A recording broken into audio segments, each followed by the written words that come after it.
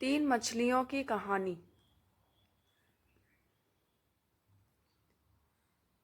एक समय की बात है, एक घने जंगल के अंदर बड़ा सा तालाब था। उस तालाब में बहुत सारी मछलियां रहती थीं, जिनमें से तीन मछलियां एक दूसरे की पक्की दोस्त थीं। इन तीनों का स्वभाव बिल्कुल अलग अलग था।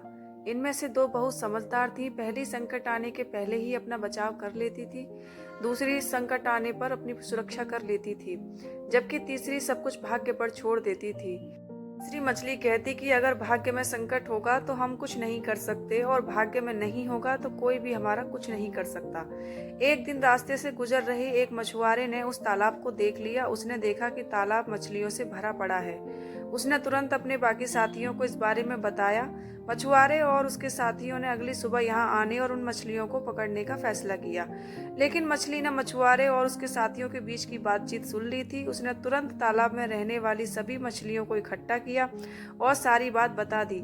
पहली मछली बोली कि हो सकता है कि कल मछुआरे आकर हमें जाल में पकड़कर ले जाएं, उससे पहले हमें ये स्थान छोड़ देना चाहिए।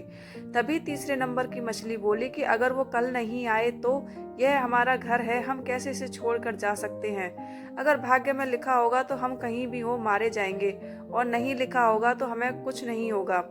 कुछ मछलियों ने तीसरे नंबर की मछली की बात मान ली और वहीं रुक गईं। अन्य दो मछलियां तीसरी मछली को समझाने में असमर्थ थी, इसलिए उन्होंने बाकी मछलियों के साथ तालाब छोड़ दिया। अगले दिन मछुआरे और उनके साथियों ने अपना जाल डाला। जो मछलियां रह गई थी वे सभी पकड़ी गईं। जो मछलियां भाग गई थी उन सभी की जान बच गई, और जो तालाब में रुक गई थी वे सभी मछुआरों के द्वारा पकड़ ली गई। मछुआरे ने उन्हें एक टोकरे में डाल दिया, जहां सभी तड़प तड़प कर मर गईं। सीख: हमें कभी भी भाग्य के भरोसे नहीं रहना चाहिए। संकट आने के पहले ही उसे दूर करने का उपाय सोच कर रखना चाहिए।